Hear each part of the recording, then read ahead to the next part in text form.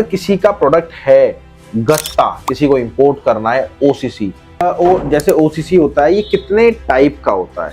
ये आम इंसान इंपोर्ट कर भी सकता है? आप आधार कार्ड सबके पास होगा? क्या इजीली बनता है? नहीं सर, लाइनों में लगना पड़ता है उसके लिए भी। तो जब करोड़ों रुपए आप कमाने जा रहे हैं तो थोड़ा सा इसमें भी लाइन में लगिए। अगर आप ओसीसी करना चाह रहे हो, इतनी सारी वैरायटी है, सबसे पहले नॉलेज कहाँ से लोगे आप कि आपने प्रोडक्ट सिलेक्शन कर लिया तो उसका आगे का स्टेप क्या होने वाला है? हम सभी आइटम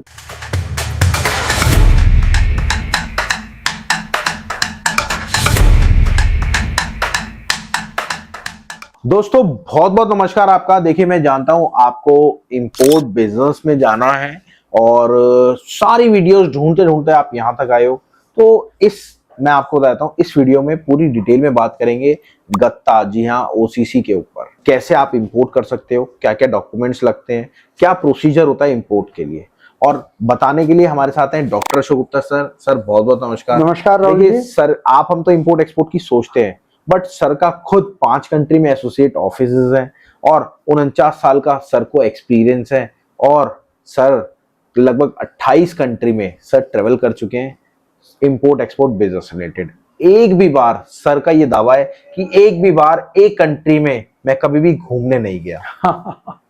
घूमने का टाइम ही नहीं मिलता है। बिल्कुल। तो चलिए करते हैं वीडियो की शुरुआत। वीडियो लास्ट तक देखना, अच्छी लगे हो तो प्लीज सेव कर लेना अपने पास, और हाँ, हमारे फ्री सेशंस होते हैं, उसमें जरूर आना 1-to-1 सर के साथ मीटिंग करने के लिए। जी हाँ, मीटिंग कैसे? ऑनलाइन मीटिंग जूम पे। तो चलिए बात करते हैं। सर, अगर किसी का प्रोडक्ट है गत्ता, किसी को इंपोर्ट करना है ओसीसी, एक तो कितने बजट में वो काम हो जाता है, पहले तो ये बताइए, मेरी रिक्वेस्ट है।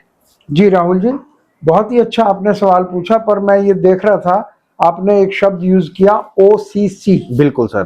तो ओसीसी का फुल फॉर्म होता है ओल्ड कॉरोगेटेड। कॉरोगेटेड मतलब जो ऐसे उसमें कागज घूम घूम के लगा होता है। बिल्कुल बिल्कुल। ओल्ड कॉरोगेटेड कार्टन, यानी जो डब्बे होते हैं, बिल्कुल, जो खाकी या कलर्ड या जैसे भी, जो बाहर से जितना भी सामान आप खरीदते हैं वो किसी ना किसी डब्बे में होता है। बिल्कुल बिल्कुल। चाहे वो दवाई की शीशी है वो डब्बे में होगी, या हर चीज में डब्बा इस्तेमाल होता है। पैकिंग, हम किसी को गिफ्ट दे रहे हैं, किसी डब्बे में दे रहे हैं, तो उसको जर्नल गत्ता बोला जाता है, गत्ते के नाम से, या ओसीसी, ओल्ड कॉरोगेटेड कार्टन। बिल्कुल बिल्कुल। तो सर जैसे ओसीसी होता है, ये कितने टाइप का होता है? हाँ, हर चीज में एक टाइप नाम की चीज होती है। पहले मैं ये जानना चाहूंगा सर, टाइप तो हम बाद में, क्या एक्चुअल में ये आम इंसान इंपोर्ट कर भी सकता है, ये आप बताइए पहले। बिल्कुल, मैं तो कहता हूं कर सकता है, और हमारी डिमांड है इंडिया में, और इसको हमें करना चाहिए, क्योंकि देखिए गत्ते की डिमांड कभी कम नहीं होगी। बिल्कुल। पेपर की डिमांड कम नहीं होगी। बिल्कुल। गत्ते से दूसरा गत्ता बन जाता है। बिल्कुल। गत्ते से पेपर बन जाता है, और हमारा डेवलपिंग मुल्क है, इसमें पढ़ने वाले बच्चे बहुत हैं। बिल्कुल। उनको पेपर भी चाहिए हर तरह का। बिल्कुल। और पेड़ों को काटने से बचता है रिसाइकलिंग। तो मैं कहता हूँ गत्ते की जो रिसाइकलिंग है, खरीदना, बेचना या उसके कबाड़ का काम करना, एक तरह की प्रकृति का आप बढ़ोतरी कर रहे हैं। देश के साथ तो देशभक्ति कर ही रहे हैं। तो गत्ता, क्योंकि हमारे यहाँ इंडिया में इन चीजों की शॉर्टेज है, तो मैक्सिमम हमें गत्ता जैसा, गत्ता, पेपर, पल्प जो भी है इससे रिलेटेड, वो हमें इंपोर्ट करना चाहिए। कर सकता नहीं है, करना चाहिए। और संविधान इस बात की इजाजत देता है। इजीली लाइसेंस वगैरह इजीली मिल जाते हैं अगर इंपोर्ट करने के लिए? अब आपने लाइसेंस के साथ इजीली लिखा दिया। हिंदुस्तान में जहां सरकार आ जाती है वहाँ कोई भी काम वो इजी नहीं होता है, लेकिन उसके भी तरीके होते हैं। लोग आप आधार कार्ड सबके पास होगा? क्या इजीली बनता है? नहीं सर, लाइनों में लगना पड़ता है उसके लिए भी। तो जब करोड़ों रुपए आप कमाने जा रहे हैं तो थोड़ा सा इसमें भी लाइन में लगिए। बिल्कुल। और वो हम तरीका बताएंगे कि शॉर्ट लाइन में कैसे लगा जाएगा, कैसे अपने काम को प्रॉपर करना है। बिल्कुल। तो करते हैं अब यहाँ से आपकी मेन वीडियो स्टार्ट होती है, तो वीडियो को आप पूरा एंड तक देखना। अब बात करते हैं सर से कि गत्ते के कितने टाइप होते हैं, हम कौन कौन सा इंपोर्ट कर सकते हैं, मतलब गत्ते को कौन कौन सी वैरायटी होती है और कौन कौन सा इंपोर्ट कर सकते हैं। जी सर। देखिए, कोई भी बिजनेस होता है उसको उसकी बारीकियां तो जाननी ही पड़ती हैं। बिल्कुल। तो वो बड़ी आसान है। हम यहाँ पर एक छोटी सी वीडियो में हम सारी वैरायटी और इंपोर्ट और हर चीज नहीं बता सकते हैं, पर मेन हम कह देते हैं एक गत्ता फ्रेश का बना होता है, एक सेकंड गत्ता होता है कि जिसमें ऑलरेडी वो रिसाइकिल किया होता है, और एक में क्या होता है जो बड़े बड़े रोल बने होते हैं उसको गुल्ला कोर बोलते हैं। बिल्कुल, ये देसी नाम है तो इंग्लिश में कुछ भी बोले, लेकिन एक कच्चा गत्ता है इस तरह के। फर्स्ट का यानी जो काफी स्ट्रॉन्ग होता है फर्स्ट का गत्ता है। डुप्लेक्स है, कोरोगेटेड की 2 या 3 लेयर्स होती हैं। तो इस तरह से डाई क्राफ्ट है, डुप्लेक्स डाई क्राफ्ट है, बहुत सी वैरायटीज है, लेकिन सब तरह की वैरायटीज होती हैं और सभी काम आ जाती है। बिल्कुल। तो इसमें से कौन सी आइटम हम इंपोर्ट कर सकते हैं? हम सभी आइटम इंपोर्ट कर सकते हैं, कोई इसमें आइटम वाइज ऐसा कोई रुकावट नहीं है कि आप ये कर सकते हैं और ये नहीं कर सकते। ओके, एज लॉन्ग एज वो गत्ता है, ओसीसी है, आप इंपोर्ट कर सकते हैं। तो सर इसका इंपोर्ट करने का प्रोसीजर क्या रहता है? उससे पहले मैं आपको बताना चाहता हूं, देखिए अगर आपको एक्चुअल में इंपोर्ट एक्सपोर्ट बिजनेस करना है तो आपको कहीं कोर्स लेने की जरूरत नहीं है। यूट्यूब पे बहुत सारे लोग फ्रॉड कर रहे हैं कोर्सेज के नाम पे, तो मेरी रिक्वेस्ट है कोर्सेज मत लेना। वहीं अगर आपको काम स्टार्ट करना है तो अशोक सर के साथ जुड़ जाना। सर की एक लाइव पर्सनल मीटिंग भी होती है, वो भी आप ले सकते हैं, या फिर जूम पे फेस टू फेस मीटिंग होती है, कॉम्प्लीमेंट्री होती है आप लोगों के लिए, फ्री बिल्कुल फ्री होती है। उसमें आप आओ, सर से सवाल जवाब करो, क्योंकि जितना सर को टाइम मिलता है उतना सर आपको बताते हैं, क्योंकि सर काफी बिजी रहते हैं। और सर मैं आपको बताता हूँ अभी कल परसों में चाइना भी जाने वाले हैं, तो उसके रिगार्डिंग अगर आपको कुछ डिटेल में बात करनी है तो भी आप कर सकते हैं। चाइना तो अपना ऑफिस ही है, बिल्कुल। और सर ऐसा नहीं है अभी टैरिफ लगा है, टैरिफ के चलते आपका चाइना ऑफिस थोड़ा हिल गया है, इस चक्कर में आप जा रहे हैं। ये तो सच्चाई, देखिए ये सच्चाई छुपाने वाली नहीं होती। नहीं, बिजनेस में इस तरह की चीजों से वास्ता पड़ता है, कोई बड़ी बात नहीं। बिल्कुल। और देखिए अब बात आती है एक चीज की, क्या कि आपका इसका प्रोसेस क्या होता है।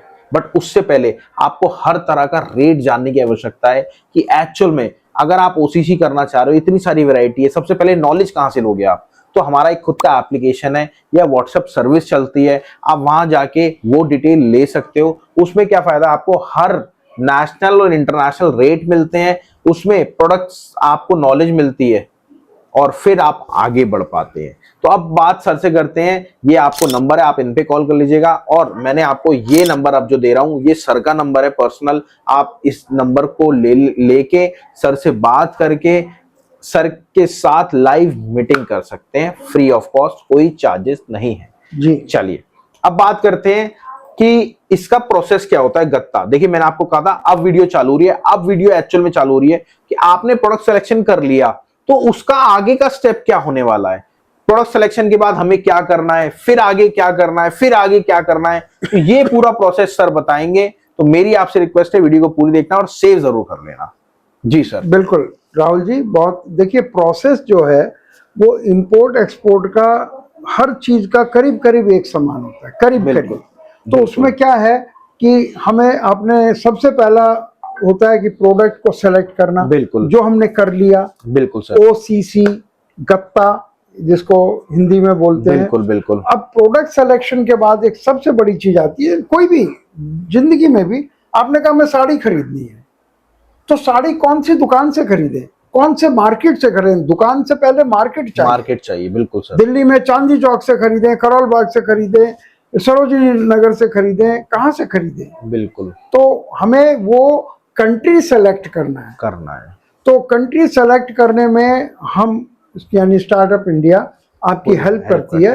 आपका क्या बजट है, आपका क्या, आपको ऑलरेडी जानकारी है, तो उस हिसाब से हम कंट्री को सेलेक्ट करने में हेल्प करते हैं। बिल्कुल बिल्कुल। फिर उसके बाद क्या स्टेप रहता है? जैसे कंट्री सेलेक्ट हो गई, फिर क्या प्रोसीजर रहेगा सर? देखिए मैं आज पूरा प्रोसीजर जानने वाला हूँ। हमारे लोग, मैं आपको बताता हूँ सर, हमारे इतनी जल्दी सब्सक्राइबर बढ़े हैं क्योंकि आपके पास एक्सपीरियंस है और आप पूरा एक्सपीरियंस अपना शेयर करते हैं और एक्चुअल में आप लोगों की मदद करते हैं काम चालू कराने के लिए। ठीक है, तो क्या प्रोसीजर रहता है सर उसके बाद? जैसे किसी ने मार्केट सेलेक्ट भी कर लिया, कंट्री सेलेक्ट भी कर लिया, उसके बाद क्या प्रोसीजर रहता है? देखिए उसके बाद होता है कि हम एक कंपनी बनाएं। बिल्कुल। हमारे हिंदुस्तान में क्या है कि सबसे पहले कंपनी बनाते, अभी काम का पता नहीं, क्या काम करेंगे, कहाँ से लाएंगे, क्या कुछ होने वाला है सबसे, और कंपनी बनाने में ही उनका तेल निकल जाता है। बिल्कुल बिल्कुल। क्योंकि यहाँ हर काम बड़ा स्लो होता है, और हम लोग इस बात के वाकिफ नहीं हैं, बिल्कुल। तो कंपनी बनाना और क्या डॉक्यूमेंट्स तैयार करने हैं ये सबसे आसान काम है, लेकिन ये थर्ड स्टेज पे होना थर्ड चाहिए। स्टेज और लोग सबसे पहली स्टेज पे तो पहले ही उनकी सारी एनर्जी उसमें चली जाती है, आगे का काम ही नहीं कर पाते हैं। और ऊपर से जैसे आप कंपनी बनाते हो तो सरकार की बहुत सारी फॉर्मेलिटीज होती हैं, बिल्कुल। आपको रिटर्न फाइल करनी पड़ती है, आपने इस महीने क्या काम किया, जीएसटी फाइल करना है और बहुत सारी चीजें फाइल करनी है।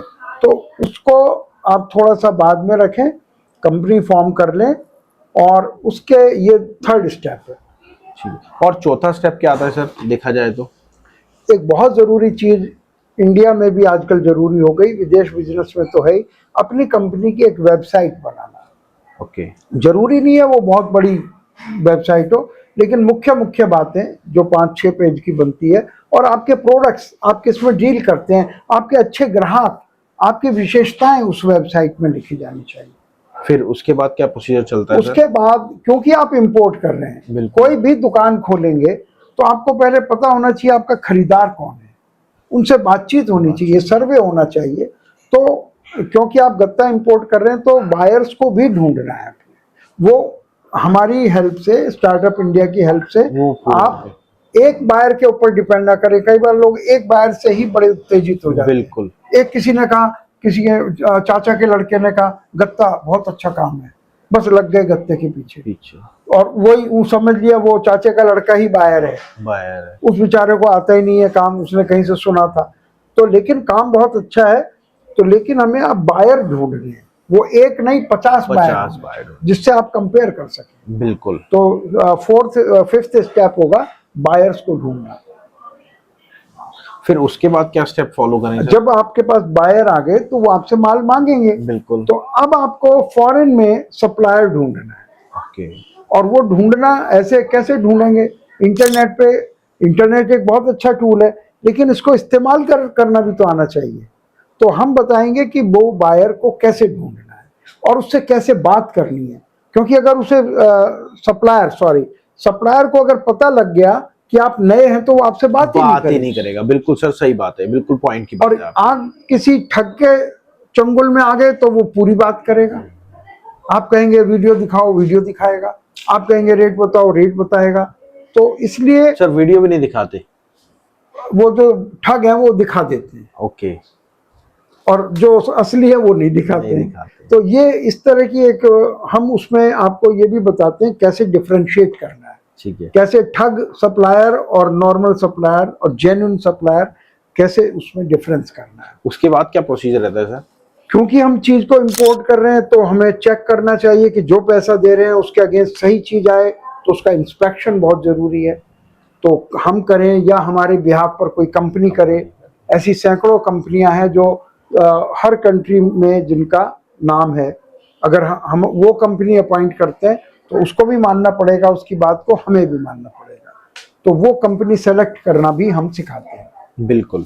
फिर उसके बाद तो मेरे हिसाब से कुछ, देखिए माल लोड हो रहा है तो पेमेंट्स का भी सवाल आएगा।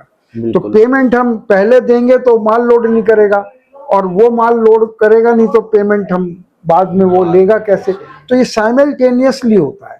ये प्रोसेस हम सिखाते हैं कि इंटरनेशनल बिजनेस में कैसे दोनों चीजें साथ साथ होती हैं। ठीक है जी। और सर मेरे हिसाब से उसके बाद तो कोई प्रोसीजर नहीं रह जाता।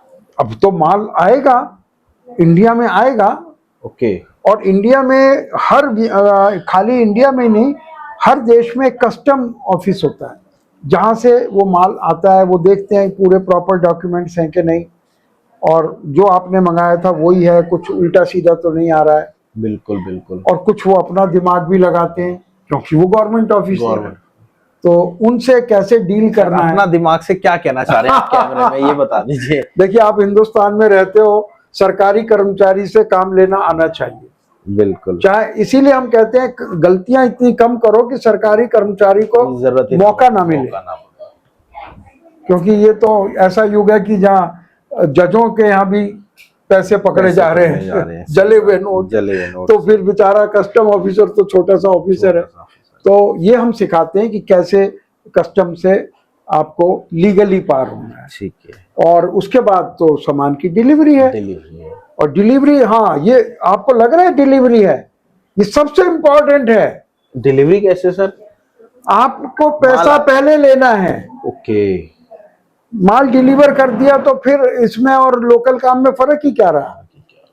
इंपोर्ट का काम कर रहे हो तो आपको थोड़ा अपना ग्रेस रखना पड़ेगा, पैसा पहले चाहिए आपको, माल देने से पहले पैसा चाहिए, तभी मजा है इंपोर्ट। तो बस मैं कहता हूँ कि यहाँ इंपोर्ट की पूरी प्रोसेस सर मैंने बताने की खुद ये कोशिश की है। समझा और एक्चुअल में आपने प्रोसेस बताया। देखिए ये वीडियो दोबारा देखना, उसको सेव कर लेना वीडियो को, और एक नोटबुक और एक पेन लेके बैठना। इस वीडियो में एक्चुअल में आपको नॉलेज मिली है। और अगर आपको सर के साथ लाइव मीटिंग करनी है तो आप मैम से कॉल करके डिटेल ले सकते हैं। और अगर आपको सर से पर्सनली बात करनी है तो ये नंबर मैंने दे रखा है सर का, ये नंबर है, आप इस पे कॉल करना, सर उठाएंगे। सर आपको अपना लिंक देंगे, जूम लिंक, आप घर से बैठे बैठे सर से पर्सनली बात कर सकते हो। और उसमें लगभग 30-40 लोग होते हैं, तो पर्सनली आप सर से सवाल जवाब भी कर सकते हो।